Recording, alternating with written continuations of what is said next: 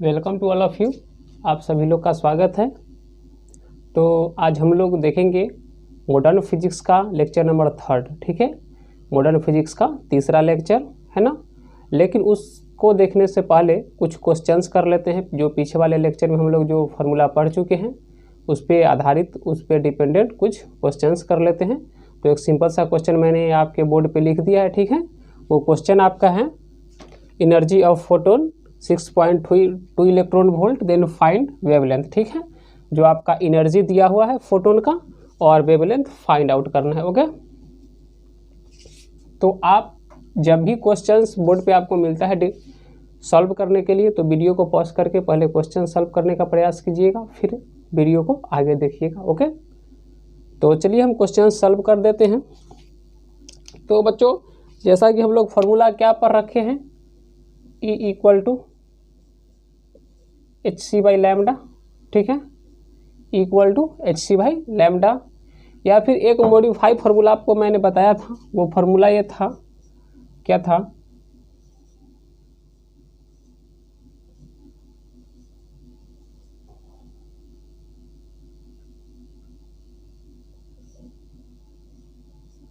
Equal to lambda, equal to lambda, okay. ये सब ई के ही बराबर है, यही ना था आपका 12,400 अपॉन लैम्डा, है ना। 12,400 अपॉन लैम्डा यानी 12,400 बटा लैम्डा, ठीक है। 12,400 बटा लैम्डा। लेकिन यहाँ पर आपको बताया गया था जो इसका लास्टली यूनिट क्या आएगा, इलेक्ट्रॉन वोल्ट, ठीक है, इलेक्ट्रॉन वोल्ट में। तो अब देखिए, तो ये इलेक्ट्रॉन वोल्ट में क्या मिलेगा, हमें एनर्जी मिलेगा। इलेक्ट्रॉन वोल्ट में हमें क्या मिलेगा, एनर्जी मिलेगा, ठीक है। तो एनर्जी सीधा यहाँ आपको दे रखा है इलेक्ट्रॉन वोल्ट में, ठीक है। तो आप क्या कीजिए, जो इसको पहले थोड़ा मॉडिफाई कर लेते हैं, ठीक है। क्या करते हैं, जो इक्वल टू 12,400 अपॉन लैम्डा होगा। तो यहाँ से इसको यहाँ पर ट्रांसफ़र कर देते हैं और इसको यहाँ पर ट्रांसफ़र कर देते हैं, ठीक है। इसको इधर ट्रांसफ़र कर देते हैं और इसको इधर ट्रांसफ़र कर देते हैं।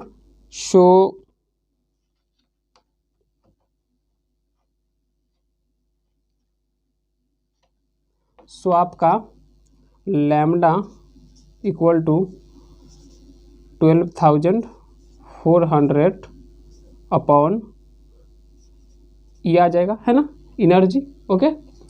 सो 12,400 अपॉन 6.2, 6.2, ओके, 6.2। तो आप कैलकुलेट कीजिएगा, है ना, कैलकुलेट कीजिएगा। तो डेसिमल है तो ऊपर एक जीरो बढ़ जाएगा, है ना। तो नीचे क्या आ जाएगा आपका 62। तो ये कितना आ जाएगा, आप डिवाइड कीजिए। तो डिवाइड कीजिएगा तो ये लगभग 2 टाइम्स, ठीक है, 2 टाइम्स यानी 2000, ठीक है, 2000 एंगस्ट्रम, 2000 क्या मिलेगा, एंगस्ट्रम। यहाँ पे आपको वेवलेंथ जो मिल जाएगा सो क्या किस में मिलेगा, एंगस्ट्रम में। क्योंकि आपका यहाँ पर ये जो दिया हुआ था एनर्जी, सो एनर्जी किस फॉर्म में है, तो एनर्जी आपका इलेक्ट्रॉन वोल्ट में, ठीक है। तो जब एनर्जी इलेक्ट्रॉन वोल्ट में है तो वेवलेंथ जो मिलेगा सो किस चीज़ में मिलेगा, एंगस्ट्रम में, ओके। तो यही आपका आंसर होगा, नोट कर लीजिए।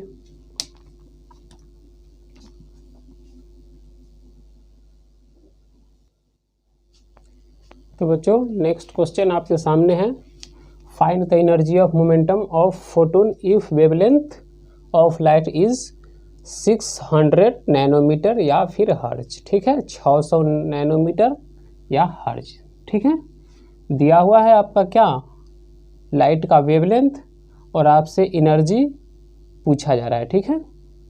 Find the energy of momentum, ठीक है, एनर्जी ऑफ मोमेंटम। कैलकुलेट कीजिए, कैलकुलेट कीजिए।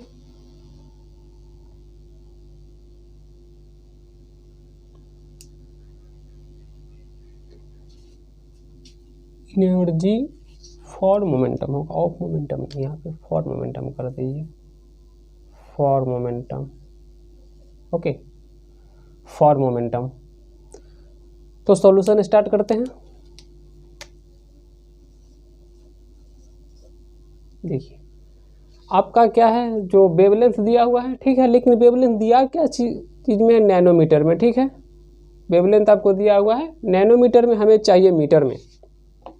पहली बात तो क्या करेंगे, 1 nanometre equal to 1 nanometre equal to आपका होता है 10 to the power -9 metre. 1 nanometre equal to 10 to the power -9 metre, ठीक है। तो वहाँ से आपको यूनिट आप कन्वर्ट कर लिए, ठीक है।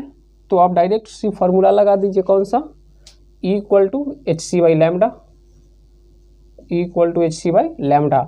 तो वैल्यू ही रख देते हैं। तो h का वैल्यू क्या होता है आपका 6.626 इंटू 10 टू द पावर -31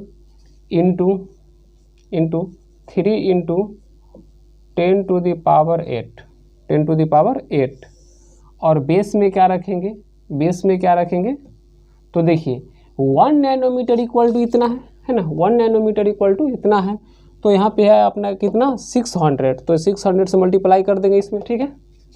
तो क्या आ जाएगा 600 into 10 to the power -9 unit की बात करेंगे, है ना।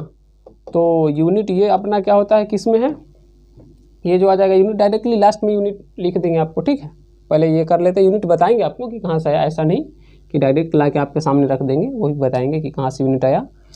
तो अब देखिए इसको क्या कर सकते हैं, इसको आप कैलकुलेट कीजिएगा।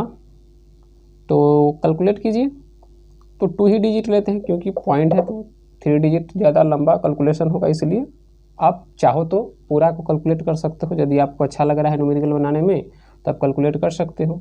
सो 3 2 जा 6 और से 3 6 जा 18 और 3 6 जा 18 और 1 19। पॉइंट आपका 2 डिजिट बाद पॉइंट आ जाएगा, ठीक है, 2 डिजिट बाद पॉइंट आएगा। यहाँ पे इसकी कैलकुलेशन करेंगे, पावर की कैलकुलेशन, तो 10 का पावर यहाँ पे क्या है 31 है, और यहाँ पे क्या है 8 है, 31 है और 8 है, माइनस करेंगे पावर, है ना, पावर माइनस हो जाएगा आपका, यहाँ पे माइनस नहीं ऐड ही करेंगे, बट माइनस ही समझ लीजिए, माइनस ही होगा, जो क्या होने वाला है अभी समझ रहे हो, है ना, माइनस ही होने वाला है। हेलो, यहाँ ध्यान है, यहाँ पे ध्यान है ना, हाँ यहीं पे कंसंट्रेट रहिए, इधर उधर ध्यान मत ले जाइएगा, ओके। तो देखिए, तो क्या आ जाएगा आपका, माइनस कीजिएगा तो आपका आ जाएगा -23, ओके, -23। और नीचे आप देखिए, क्या इसका पावर, इसको लिखा जा सकता है 6 into 10 to the power 2 into 10 to the power -9, okay. Any problem, कोई प्रॉब्लम नहीं। तो अब देखिए, अब क्या कर सकते हैं, इस डिजिट को क्या 2 ले सकते हैं, क्योंकि देखिए 19 यानी 19.86 है, ठीक है, 19.86 है, तो इसको 2 ले सकते हैं, अप्रॉक्स वैल्यू। तो इसको 2 ले लेते हैं, कैलकुलेशन में आसान होगा, बट इसलिए ले रहा हूँ, और ज़्यादा कुछ बात है नहीं। और 10 की पावर की बात करेंगे तो ज़रा देखिए, यहाँ पे क्या है, ये 2 है, ठीक है, और यहाँ पे क्या है -9 है। जब ऐड कीजिएगा तो -7 बचेगा, और -7 जब ऊपर जाएगा तो प्लस है ना, प्लस। और 23 में से जब 7 माइनस कीजिएगा, 23 में से जब 7 माइनस कीजिएगा तो आपको क्या बचेगा -16, ओके। और नीचे आपका क्या बचेगा 6, नीचे क्या बचेगा 6, है ना, 6। तो आप इसको कैलकुलेट करोगे तो क्या आ जाएगा 0.33 into 10 to the power 0.33 into 10 to the power into 10 to the power 1 minute, कहीं भी मिसिंग हुआ है क्या,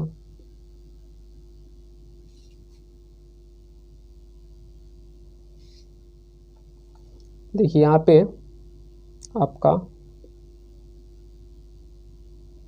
ये इधर जाएगा तो ये हो जाएगा आपका -7 जब ऊपर जाएगा तो +7 और जब ये ऐड होगा तो यहाँ पे आपका क्या होता है -31। ठीक है, -31। 1 मिनट थोड़ा देख ले रहे हैं।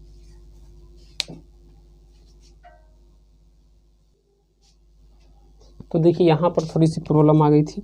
जैसे देखिए यहाँ पे क्या है आपका पॉइंट है, ठीक है, तो पॉइंट के बदले 2 जीरो तो आएगा। ठीक है, तो 2 जीरो जब आएगा या फिर आप नीचे ही बढ़ा दीजिए, है ना, नीचे 2 जीरो आएगा। ठीक है, इसके बदले तो यहाँ पे क्या हो जाएगा 2 इसके बदले और 2 इसके बदले तो 4 हो जाएगा, 2 और 2 4 हो जाएगा। ठीक है, 4 हो जाएगा।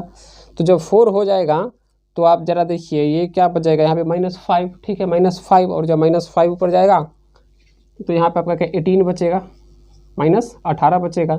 सो क्या जाएगा आपका 0.33 इंटू 10⁻18 है क्या आपका। निकालने के लिए क्या बोला है एनर्जी।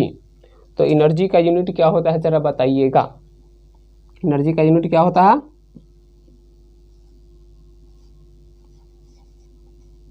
जूल।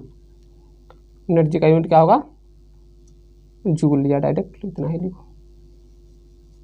ठीक है, तो ये आ जाएगा आपका एनर्जी आ गया। वही यदि आपसे मोमेंटम पूछते हैं तो मोमेंटम क्या हो जाएगा। मोमेंटम का फॉर्मूला क्या होता है आपको मैंने बता चुका है जी। मोमेंटम का फॉर्मूला बताइएगा क्या होगा, नहीं बताओगे। मोमेंटम का फॉर्मूला क्या होता है E/c। E/c आपको बताया गया था यही। ठीक है, E/c। तो ज़रा देखिए E क्या आ गया आपका 0.33 इंटू 10⁻−18। ठीक है, और C क्या है आपका 3 इंटू 10⁸8।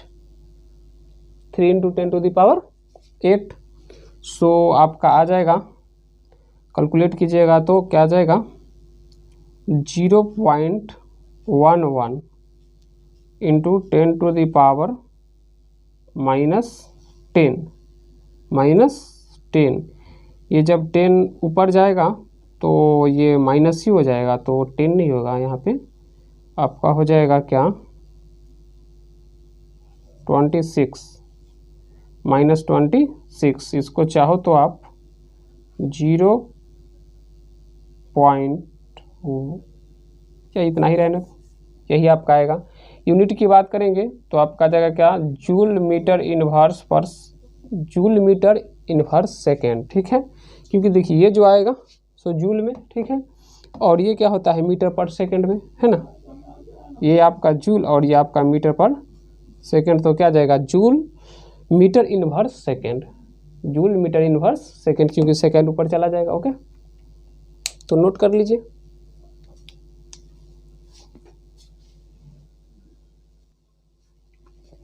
तो चलिए आ जाते हैं अब टॉपिक पर। अपना टॉपिक है जो आज का सो है क्या वर्क फंक्शन। ठीक है, वर्क फंक्शन। तो देखते हैं वर्क फंक्शन क्या होता है। ओके, वर्क फंक्शन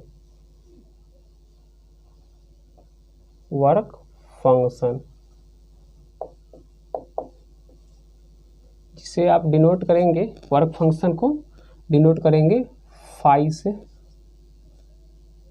ठीक है, फाई से। तो वर्क फंक्शन क्या होता है यही देखना है। चलिए, ये आपका कोई मेटल सरफेस है। ठीक है, ये आपका कोई मेटल सरफेस है जिसमें इलेक्ट्रॉन है। मेटल सरफेस है तो इलेक्ट्रॉन है इसके अंदर, है ना, इलेक्ट्रॉन है। अब ये इलेक्ट्रॉन को हमें क्या करना है मेटल सरफेस से बाहर निकालना है ना। तो मेटल सरफेस से बाहर सभी इलेक्ट्रॉन तो नहीं निकलेंगे, लेकिन जो सरफेस पे होंगे, है ना, सरफेस इलेक्ट्रॉन वो बाहर निकल जाएंगे। और ऐसे नहीं निकल जाएंगे जैसे उनको बोला जाए कि भाई चलो निकल जाओ तो निकल जाएंगे, या फिर आप झाड़ू से बाहर के हटा दोगे तो निकल जाएंगे। ऐसे नहीं, उनके लिए कुछ तो करना पड़ेगा तभी निकलेंगे। अदरवाइज ऐसे नहीं कि आप नॉर्मली सोच रहे होंगे बोल देंगे तो निकल जाएंगे, तो ऐसी कोई बात नहीं है। उसके लिए करना क्या होगा, जो इस मेटल सरफेस को हीट करना होगा, है ना। इसको एनर्जी देना होगा, इस इलेक्ट्रॉन को एनर्जी देना होगा। और जब एनर्जी देंगे तो ये एनर्जी लेके, है ना, जब इसको एनर्जी मिल जाएगा तो ये बाहर निकल जाएगा। ठीक है, जैसे आप का भी, इसका भी तो कुछ नखरा होगा, ये निकलने के लिए इजीली तैयार नहीं होगा। जैसे आप ऐसे थोड़ी घर से निकल जाते हो, कुछ आपको पॉकेट मनी मिलता है तभी निकलते हो, है ना। पॉकेट मनी मतलब आपको एनर्जी मिल गया, है ना। जो मार्केट जाना है, आपको बोला जा रहा है कि मार्केट जाइए, तो मार्केट तब जाते हैं जब आपको पॉकेट मनी मिलता है ना, यानी पॉकेट मनी के रूप में आपको एनर्जी मिल गया, है ना। वही बात यहाँ पे कि इसको क्या करेंगे, एनर्जी, इसको भी एनर्जी देंगे तो ये बाहर निकलेगा। तो एनर्जी किस फॉर्म में देंगे, किसी भी फॉर्म में दे दीजिए, है ना। तो एनर्जी यहाँ पर जो हम लोग देंगे इसको हीट के फॉर्म में देंगे इसको। ठीक है, इसको क्या करेंगे, हीट कर देंगे, हीट करेंगे। तो हीट करेंगे तो इलेक्ट्रॉन क्या होगा, बाहर निकलेगा। हीट करेंगे तो इलेक्ट्रॉन बाहर निकलेगा। कौन सा इलेक्ट्रॉन निकलेगा वो अभी आपको हम समझाएंगे। जैसे देखिए, ये बीच वाला जो इलेक्ट्रॉन होगा वो तो नहीं निकलेगा, लेकिन ज़रा सोचिए कि क्या एक इलेक्ट्रॉन को अपना ही न्यूक्लियस थोड़ा ही पकड़ा रहता है। एक इलेक्ट्रॉन को अपना ही न्यूक्लियस तो नहीं पकड़ा रहता है, उसके सराउंडेड अगल बगल का जो भी इलेक्ट्रॉन न्यूक्लियस रहते हैं सभी पकड़े रहते हैं टाइटली। ओके, तो जैसे देखिए, आपका ये इलेक्ट्रॉन है, ये इलेक्ट्रॉन है, ये इलेक्ट्रॉन है, ये इलेक्ट्रॉन है, ये इलेक्ट्रॉन है, ये इलेक्ट्रॉन है, फिर आपका ये इलेक्ट्रॉन है, ये इलेक्ट्रॉन है ना। तो देखिए, ये इसको पकड़े हुआ है, इसको पकड़े हुआ है, इसको पकड़े हुआ है, इसको पकड़े हुआ है। लेकिन जरा इसके बारे में सोचिए, इसको एक तरफ से तो फ्री है ये, है ना। इसको जरा सोचिए कि तीन तरफ से है, इसको पकड़े हुआ है, लेकिन एक तरफ से तो फ्री है। तो इसी इलेक्ट्रॉन को क्या बोलते हैं, फ्री इलेक्ट्रॉन, है ना। फ्री का मतलब पूरा फ्री नहीं होता है।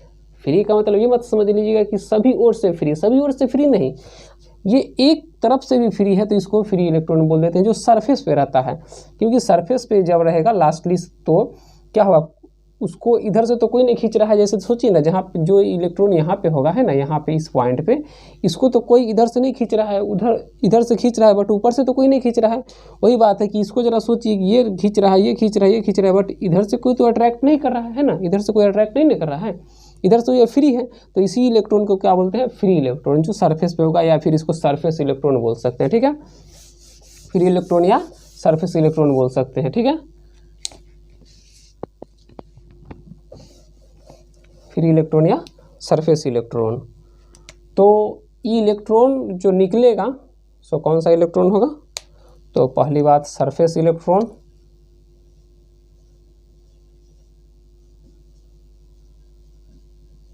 Surface electron. ठीक है, और ये जो इलेक्ट्रॉन निकला, इसको क्या बोलते हैं, थर्मियन। इलेक्ट्रॉन को निकलना को क्या बोलते हैं, थर्मियन।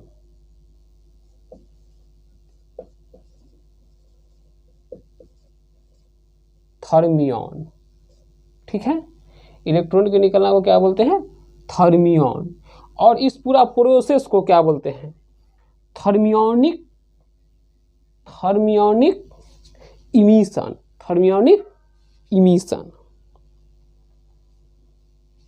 Thermionic emission.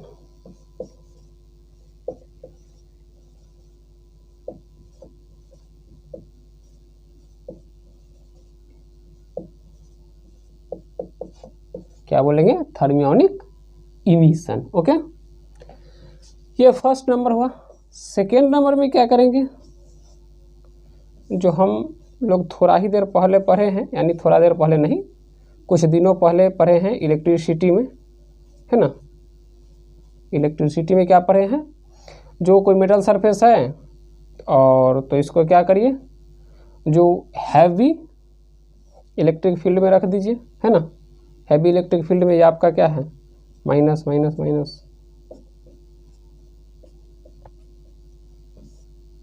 तो ये आपका क्या हो जाएगा, फील्ड।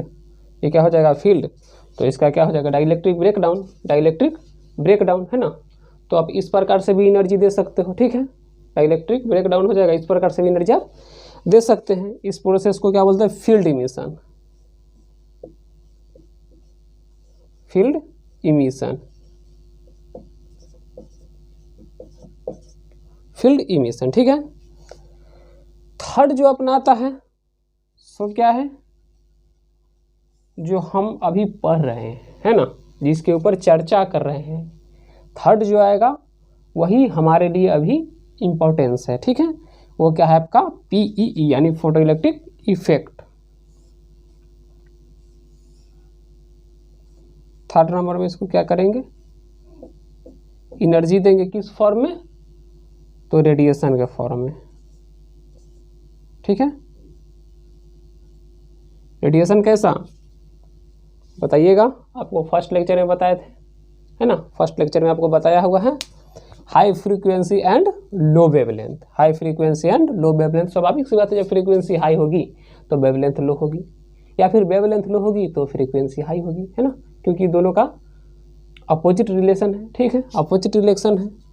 तो हाई फ्रीक्वेंसी, और यहाँ से जो इलेक्ट्रॉन निकलेगा एनर्जी लेके, इसको क्या बोलते हैं, फोटो इलेक्ट्रॉन।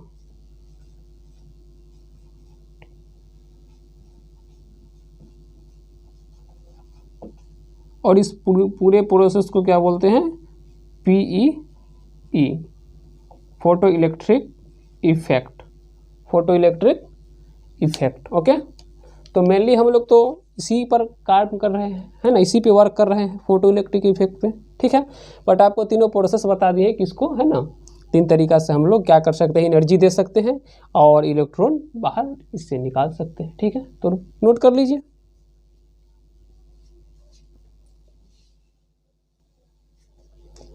तो बच्चों आपके सामने वर्क फंक्शन का डिफिनेशन हम लिख दिए हैं, जैसा कि डिफिनेशन आपका है, the minimum amount of energy required to eject an electron from a metal surface that is called work function, ठीक है। जो वर्क फंक्शन क्या होता है, तो वर्क फंक्शन कहने का मतलब है ना, जो वो मिनिमम अमाउंट ऑफ एनर्जी, वो minimum amount of energy required, है ना, रिक्वायर्ड, कि वैसा कम से कम एनर्जी, हम कितना कम से कम एनर्जी देंगे जिससे इलेक्ट्रॉन मेटल सरफेस से बाहर निकल जाएगा, है ना, यही आपका क्या है, वर्क फंक्शन, है ना, यही आपका क्या है, work function. Minimum amount of energy required, minimum amount of energy required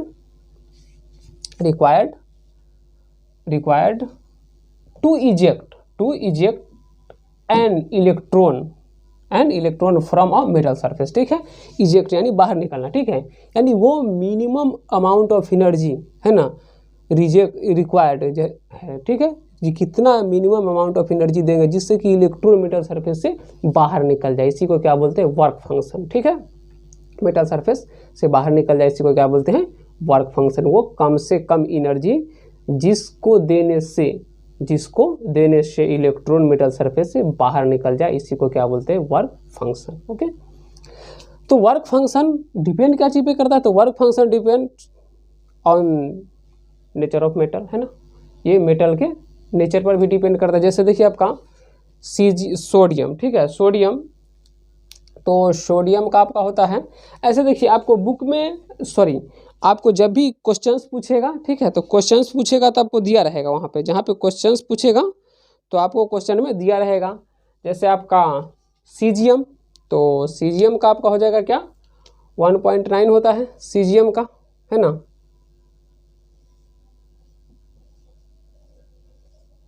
caesium, ठीक है।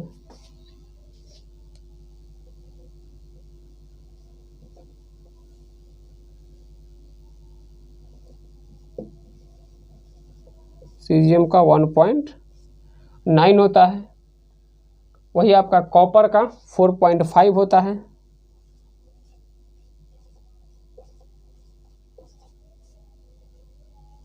ना।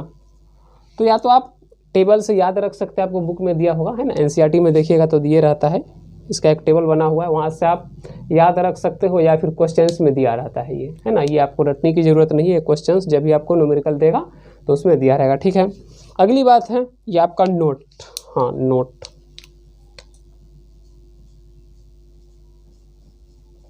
ठीक है, ये आपका नोट है।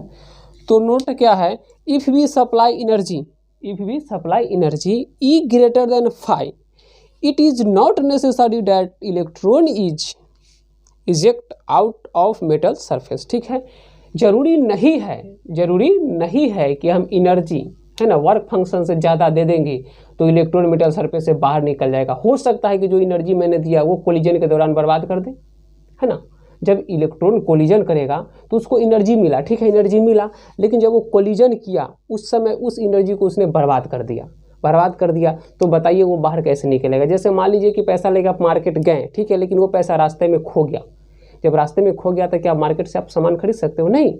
आपको पैसा तो मिला था बट आपने मार्केट में उस पैसा को खो दिया। तो जब मार्केट में उस पैसे को खो दिए, चाहे आप किसी भी कार्य पे खो दो, है ना, तो आप समझ रहे हो, है ना। हेलो, ध्यान यहीं पे है ना, अलग नहीं, ठीक है।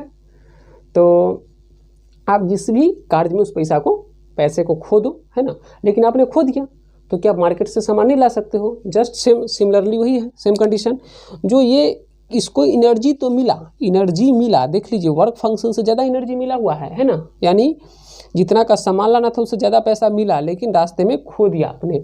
वही बात इसने भी किया, कोलिजन के दौरान हो सकता है कि खो देगा, तो क्या इलेक्ट्रॉन बाहर कैसे निकलेगा? नहीं निकल सकता। इसीलिए मैंने देखिए नीचे लिख दिया है ई ग्रेटर देन इलेक्ट्रॉन मे कम आउट, यानी गारंटी नहीं है, गारंटी मैं नहीं दे रहा हूँ कि इलेक्ट्रॉन बाहर निकल ही जाएगा, ठीक है, इलेक्ट्रॉन बाहर निकल ही जाएगा। नोट कर लीजिए।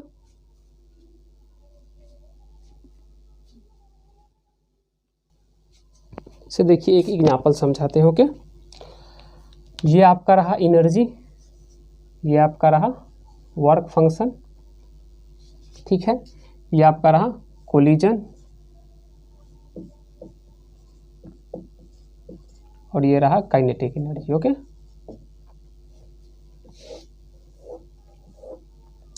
अब देखिए हमने एनर्जी कितना दिया, मान लीजिए 7 इलेक्ट्रॉन वोल्ट एनर्जी दिया, ठीक है, 7 इलेक्ट्रॉन वोल्ट। और वर्क फंक्शन आपका 2 इलेक्ट्रॉन वोल्ट है, ठीक है, वर्क फंक्शन 2 इलेक्ट्रॉन वोल्ट है। कोलिजन इसने नहीं किया, है ना। कोलिजन जब नहीं करेगा तो यहाँ पे कितना इलेक्ट्रॉन, आपका कितना एनर्जी बचेगा? 5 इलेक्ट्रॉन वोल्ट, है ना। तो इस कंडीशन में क्या होगा? तो इलेक्ट्रॉन निकल सकता है, निकलेगा। फिर मैंने क्या किया आपको, है ना, फिर मैंने 7 इलेक्ट्रॉन वोल्ट ही एनर्जी दिया। वर्क फंक्शन तो सेम रहेगा क्योंकि मटेरियल सेम तो वर्क फंक्शन सेम। अब इसने क्या किया कि कोलिजन के दौरान 3 इलेक्ट्रॉन खो दिया, 3 इलेक्ट्रॉन कोलिजन में बर्बाद कर दिया। अब बताइए कि यहाँ पे कितना बचेगा? तो देखिए 7 दिए थे, 2 वर्क फंक्शन है और 3 इसने बर्बाद कर दिया, 3 बर्बाद कर दिया, ठीक है। तो बताइए जरा कितना बचेगा?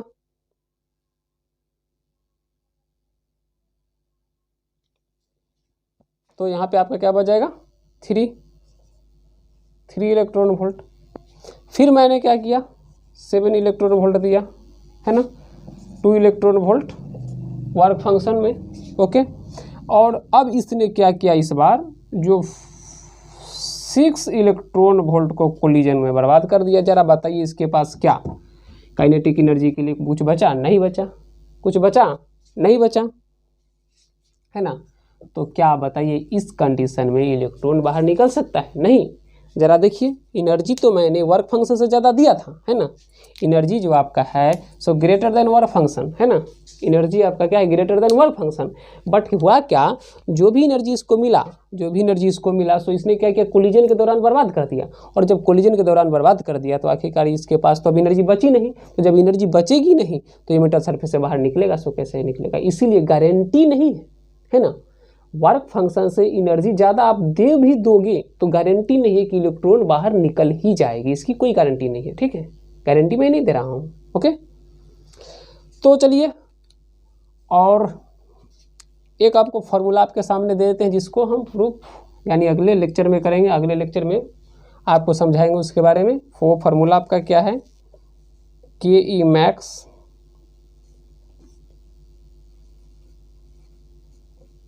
Equal to K E max equal to E minus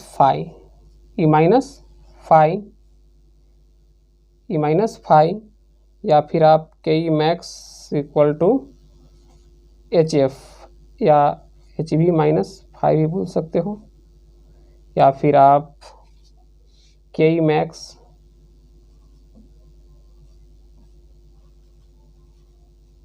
max equal to HC by lambda -5 भी बोल सकते हो। ओके, तो ये फॉर्मूला आपको हम नेक्स्ट लेक्चर में समझाएंगे, ठीक है। तो आज इस वीडियो को यहीं पर समाप्त करते हैं।